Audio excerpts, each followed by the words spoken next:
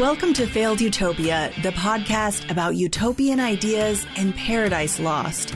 We look at utopian concepts of the past, present, and future, as well as utopian communities and cults, which promise the world to eager followers, but inevitably fail when it all starts to unravel.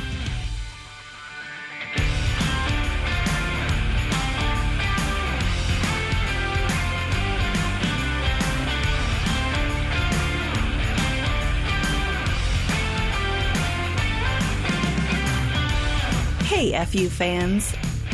It has been a week. A family of skunks moved in underneath the porch at my place. So I've been spending all week trapping skunks. Humanely, of course, relocating them far out into the wilderness where they can no longer bother me with their putrid ass juices. So that's been my week.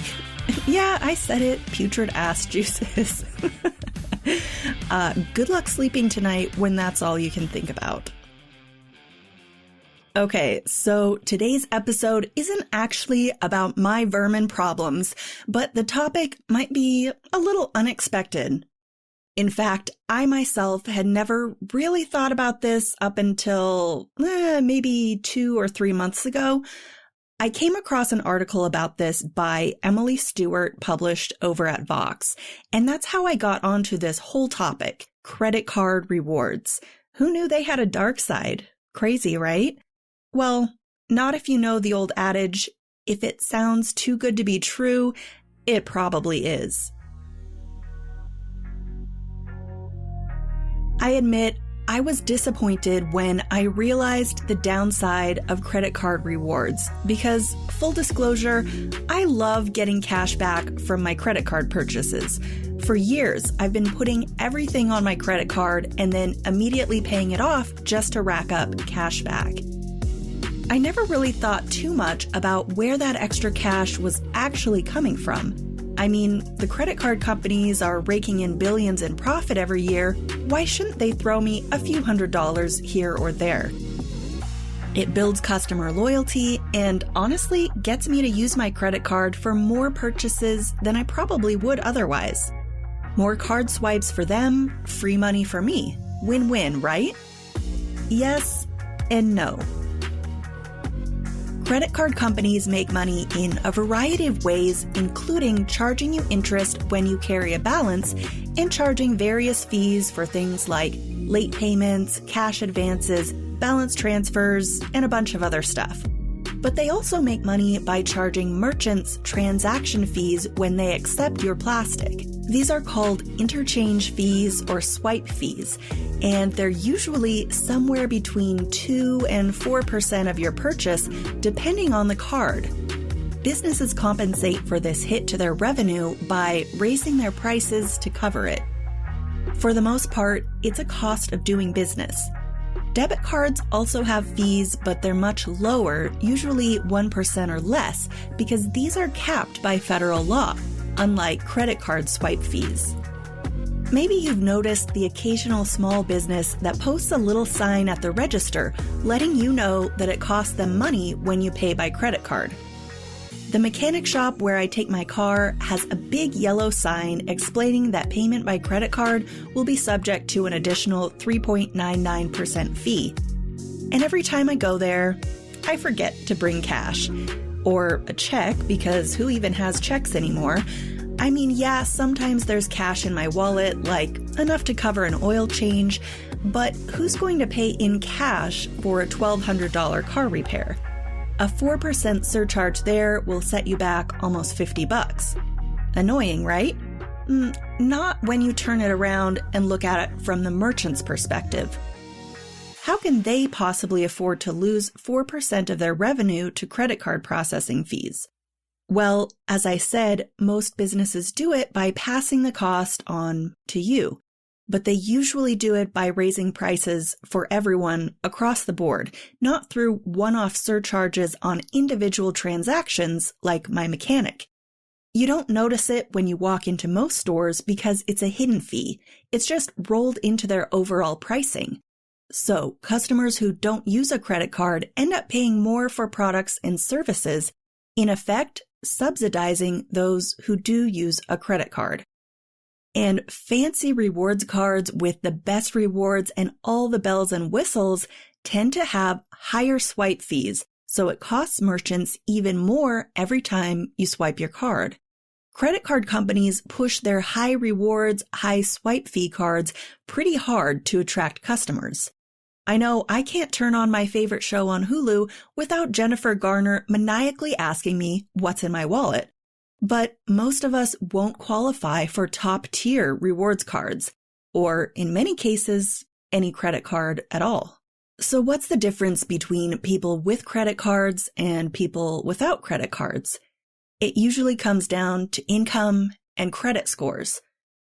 Payment method is strongly correlated with wealth, meaning wealthier individuals are more likely to pay for things with credit cards, while poorer people are likely to pay for things with cash, prepaid cards, and debit cards.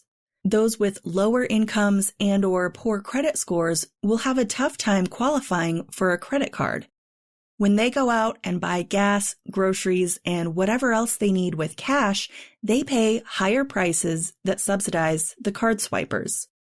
You might be surprised to know how many people do not have a credit card. According to creditcards.com, it's about a fifth of all American consumers. Other publications say 7 in 10 Americans have a credit card. So let's just say the number of American consumers with no credit card is somewhere in the 20 to 30% range. And credit card ownership declined slightly during the coronavirus pandemic. When consumers started experiencing financial challenges en masse, credit card companies responded by tightening up their requirements to qualify for a credit card.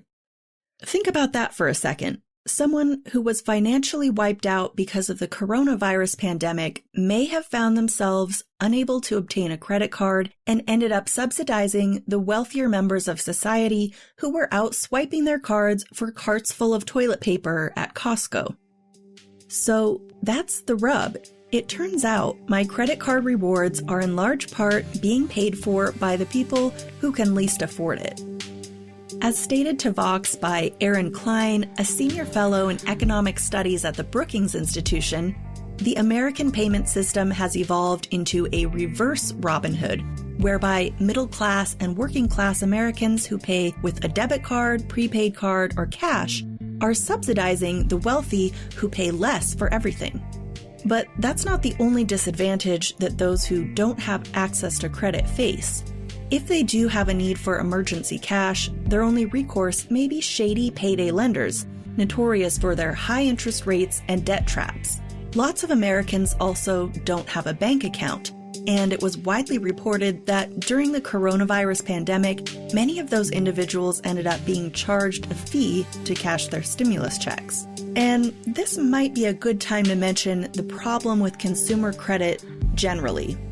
As Consumer Reports notes, paying your mortgage on time helps your credit score, but paying your rent on time won't help at all.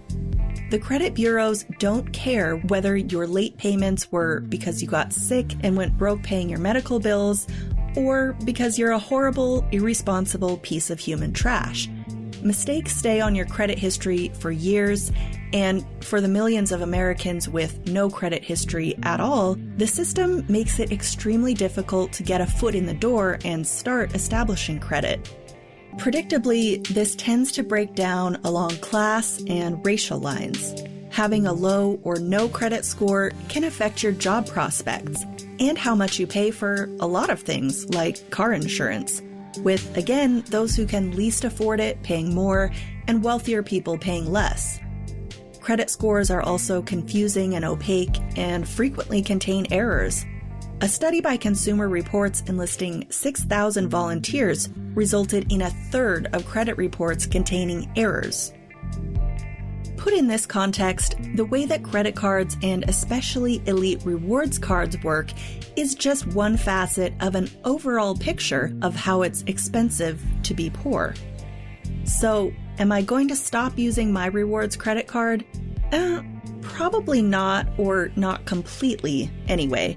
I do try to avoid using it for small purchases or at local mom and pop type places. But now maybe you can all join me in feeling a pang of guilt when you swipe that fancy credit card.